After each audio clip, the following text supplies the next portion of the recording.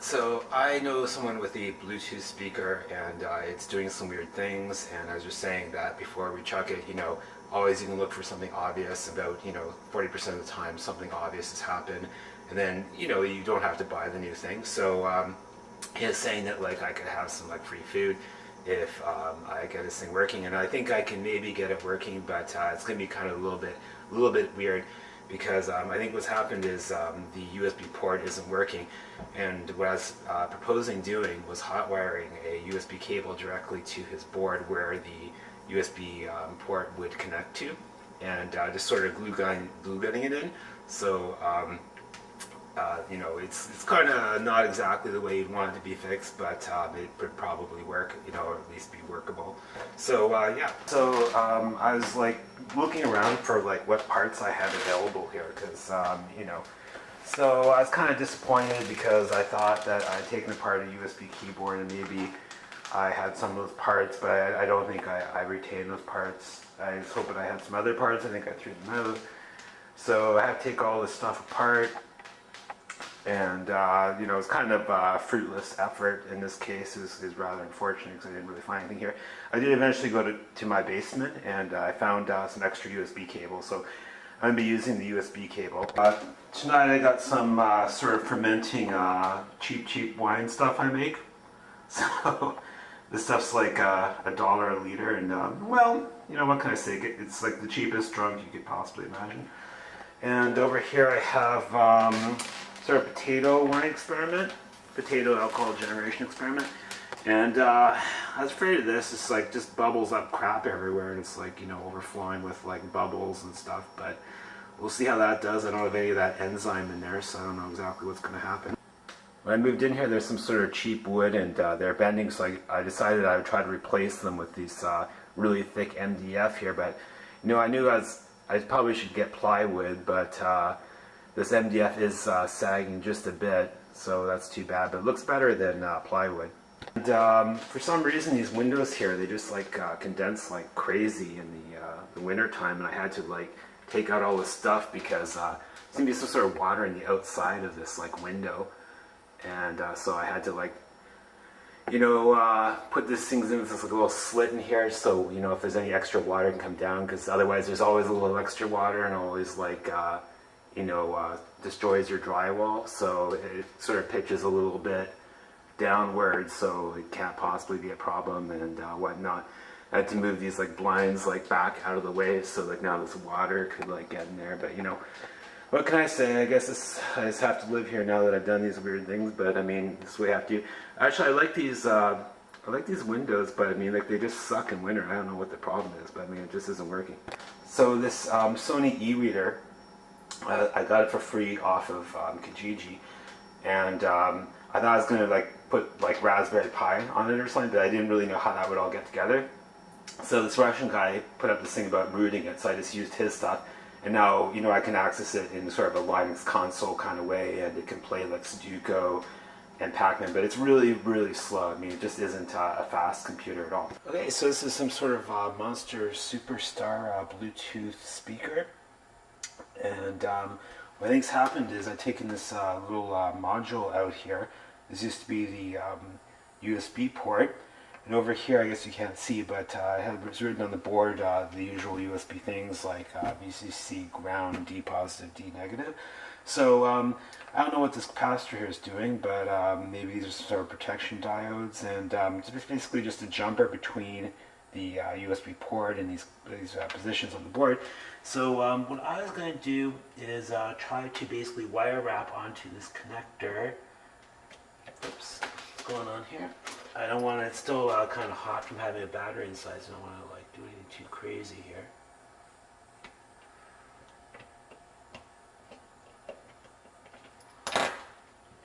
There we go. So I want to hot wire wrap the ends of the USB connector, maybe put it in place with some glue gun glue, run the wire through the previous USB port, and then put some glue gun and glue around it so it won't move, and hopefully that will allow the charging of the USB device. Forgot to mention, the reason I thought the USB port was bad was that this is what's really happening. whoops, you turn the power on here.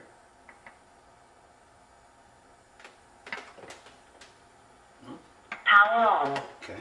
Your device is connected.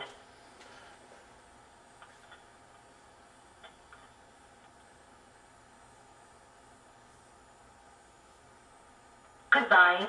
Yeah, so it's automatically turning off. So what I suspect happening is that it's just not getting the charging voltage, and it's actually running off of the remnants of its internal battery at this point. So that to test that theory out, what I did here is I took this USB cable, and assuming that this USB cable isn't bad. Just a sec. Okay, so assuming this USB cable isn't bad, plugging it in here, going to 20-volt range. This side on, where is it? Yeah. Let's see. So here we expect something like 5 volts on this particular pin. Whoops, what's going on here? This is weird because I don't know what's going on because it's like the positive side. Oh, unless I got it backwards or something. Maybe I have it backwards. Anyway. So what's happening, this is supposed to be positive 5 volts, and what we're really getting is we're getting some sort of remnant of the capacitor, but we're definitely not getting 5 volts there. So the way I interpret that is that the power is not getting from here to this point, and that's why I'm going to circumvent this with just hot wiring it to where it hooks into. Looks like we have some sort of shielded USB cable here. Let's take a look. Ooh, it's gonna be a little trickier because I don't know how to bridge this like shielded part. Exactly, it's gonna be a little bit tricky. Okay, so what do we got here? We got all the power cables. I'm a little bit worried that the amps rating of this cable is going to be kind of like lower than the amps rating required to charge this thing here. So we got the usual USB wires here. Looks like VCC ground, data positive, negative. So I think I'm probably not going to worry about the data pins because the guy who is going to use this is never ever ever going to use those for anything. So this uses Bluetooth. So yeah, so far not bad. Okay, well, it seems we have a bit of a problem here. It's hard to understand what the problem is exactly because his charger doesn't seem to be working. So the whole experiment might be not appropriate at this point. Let's try that. So, let's see if I hook this into here.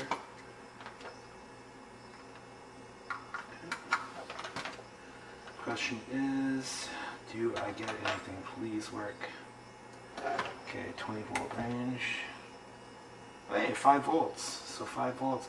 It looks like, who knows, it might just be his charger's bad. So that'd be kind of embarrassing, but on the other hand, it's a happy story. Okay, so repeating the original experiment that I was looking at, I hook this in here. Let's see. Okay, and put this, let's see that other side here. Okay, that's not 5 volts.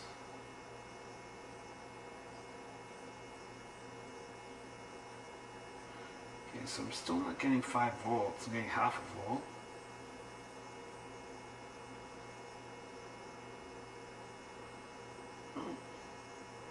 I got half a volt, not 5 volts. So, I don't know, I guess we're still okay even though his charger doesn't work. I really hate the thought of being wrong, and I really hate the thought of destroying this cable here. But I mean, this would be like so easy. Just splice this thing in half and connect the relevant wires to it. You know, I mean, I could be wrong, but I mean, it's kind of granted that this is the last ditch. I mean, I have to put it back together. Just try not to destroy anything, so you could just take all the stuff out if you really wanted to and do whatever with it. Another strategy would be to somehow put on something capable of gripping the connectors and then you know, I could connect to that, and then it wouldn't damage anything. Okay, so according to what's on the board, what I've decided to do is stick some pins into the slot here, and attempt to power it up as if it was going to be powered up. And hopefully this is the correct wiring. So here we go. Let's hope the house doesn't blow up.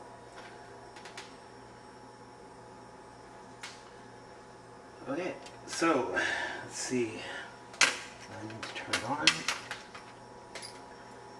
That would be done. Oh, it's charging. I think it's doing something. It's charging. That's good. I didn't even turn it on. It's charging. I think this is the turn it on button. Power on. Your device is connected. Okay, so if it does not disconnect right now, it probably is working properly. I think it's going to be okay. Well, let's try to play something.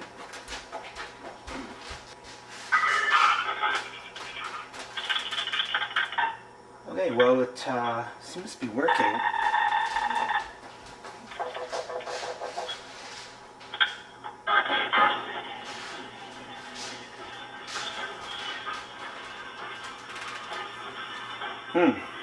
I'm going to say I think we got it.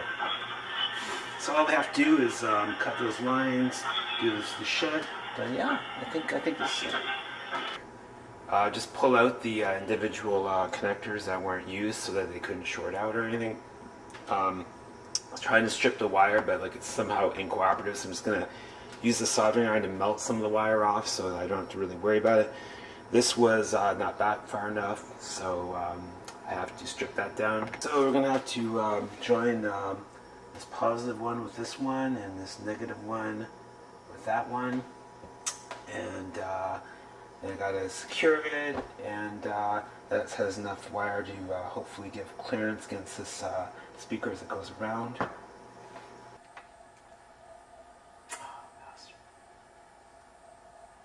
No, let's just make it simple. Just fucking happen, man.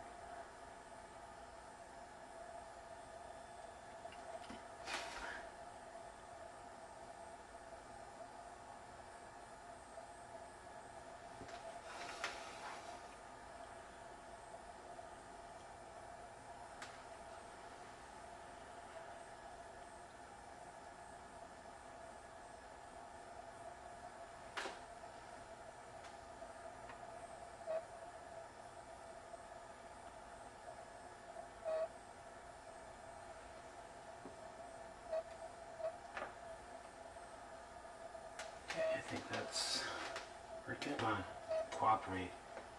Cooperate. What are you doing?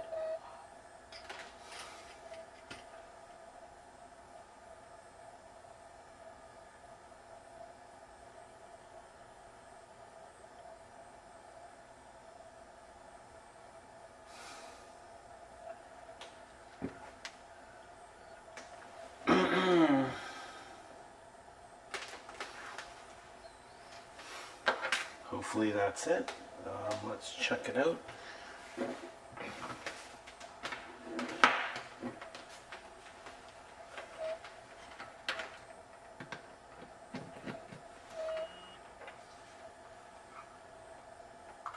Come on, please don't blow up. Okay, here we go. And we are charging.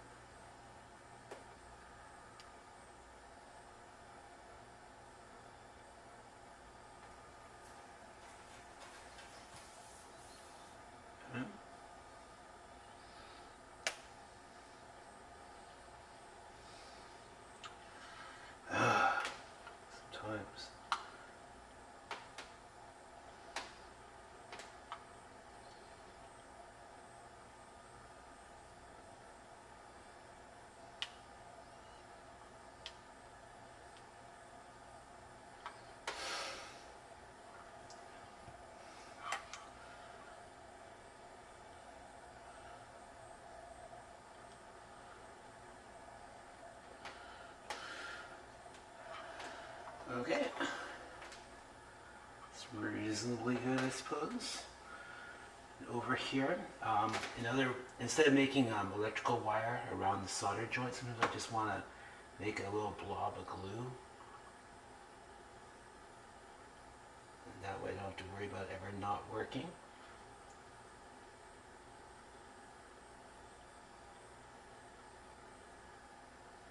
Okay, looks pretty good. Alright, so I think we're done. We have to put it together. Wait for it to cool down a bit.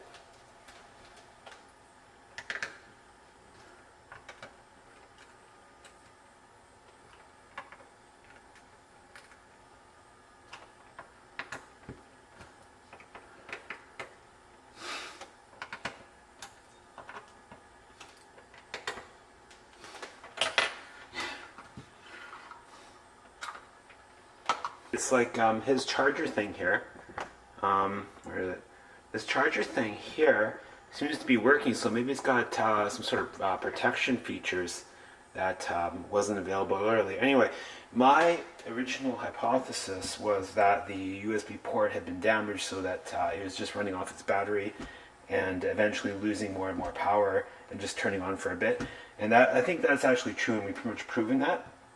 But it was a little bit complicated with this thing not seeming to be giving me the voltage at some point. So this thing did, but it seemed to be working anyway. So I think we're all good, unless people are worried about having a big cable sticking from the end of their Bluetooth player.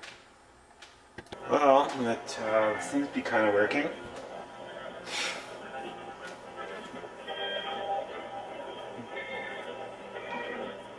I don't know if Linux really works with this thing properly, but I think it's working.